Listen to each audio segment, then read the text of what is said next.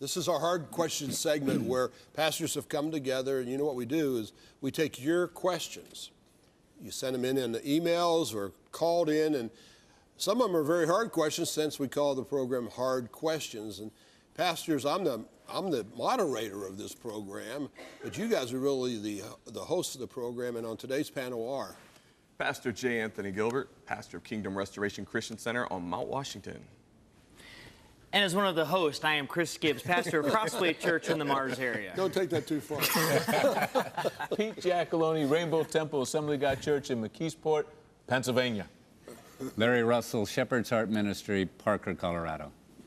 Well, we're glad you're here with us, Pastor. Thank you. Delighted to be here. Enjoy your presence with us. So let's go right to the question, because this is a shortened segment. Anita from Montgomery, Alabama, called or asked, do you still tithe? Now, here's a technical question. Do you still tithe on your retirement check? I guess that would be Social Security or pension. What do you say? Well, I'll jump right in there. I believe that... The good-looking one. The good-looking one, that's right. Okay, so what I'm going to say... Well, I believe that you tithe on anything that's increase in your world.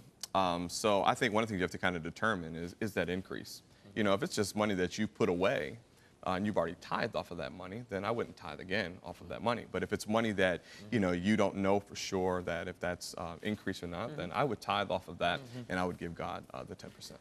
Yeah, so there's the technical side of it. I think the other thing is we've got to look at what is the New Testament standard of giving. I believe tithing is a starting point, but I don't believe that's actually the practice of what you see in the New Testament. They were generous givers. They were above and beyond. So I look at it this way, because people often ask, not so much for retirement, but do you know, I get my income tax returns. You know, if I already tithe through the year, you know, do I tithe off of that? And I look at it this way. I never want to get technical with God, because I certainly don't want him getting technical with me.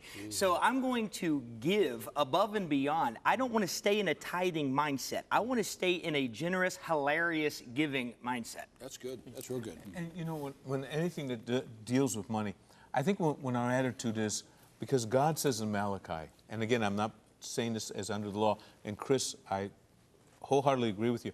Well, God says, where's my honor? Where's my respect? So if I can't honor him, respect him with everything that comes across my hand, then there's something wrong with my heart. So for me, it's not an issue whether I give 10%, 20%, and there's been times, all of us as pastors, because you all know, first place God's going to challenge us is with money. And there have been times where I've said, God, I have just given it all. You know what I mean? And it's not out of, you owe me now, God. It's really, this has really hit hard in my heart. Where's my respect? Where's my honor? And I think when I honor him, whether it's with Social Security money, tithe money, when I honor him with all that it's done in honorship, not in I owe you, God.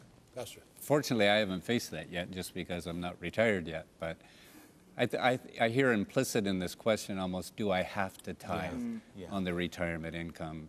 And I believe that it's a joy. The Bible says that the Lord loves a cheerful giver. And I don't think it's this thing where I'm trying to decide, do I have to? Is it something that's mandatory? Do I have to do it? It's more, this is income coming into me, and I have an opportunity to be able to share it with the Lord. Like Chris said, I've never seen a grumpy tither. Yeah.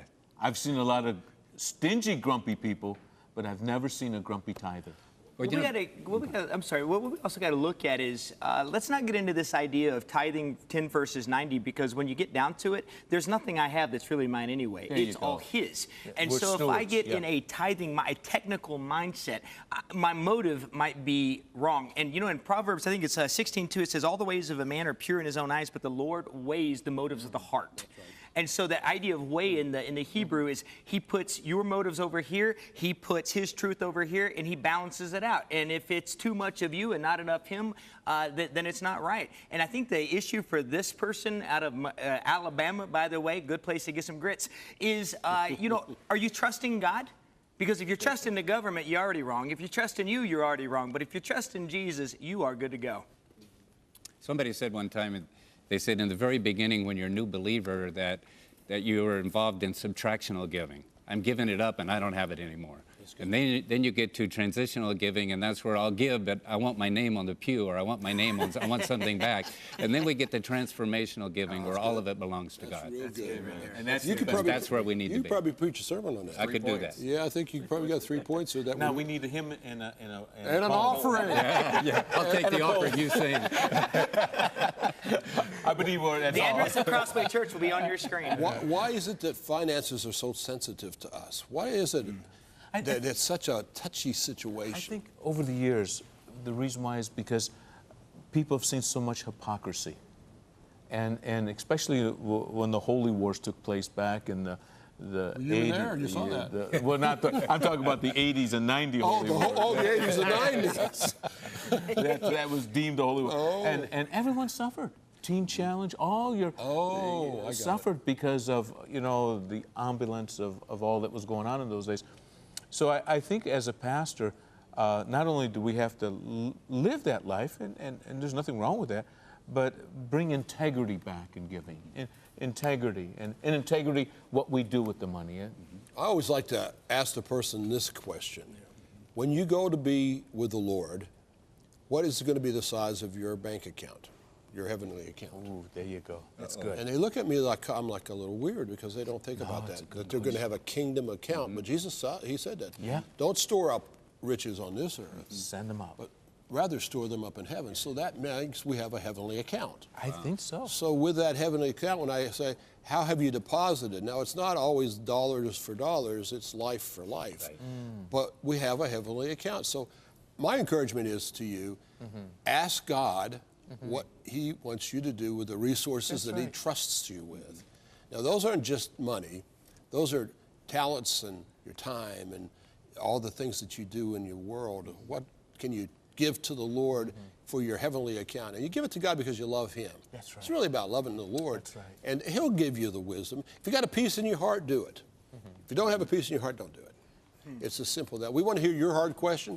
Send it to hardquestions@ctvn.org or call us right now. Call us right now at the number that's on the screen. One of our prayer partners will pick up that phone and you can tell them your hard question. And these brave pastors will come out of their studies and come on and answer these questions. Thank you, pastors. Let's go and see how you can partner with ministry here at Cornerstone.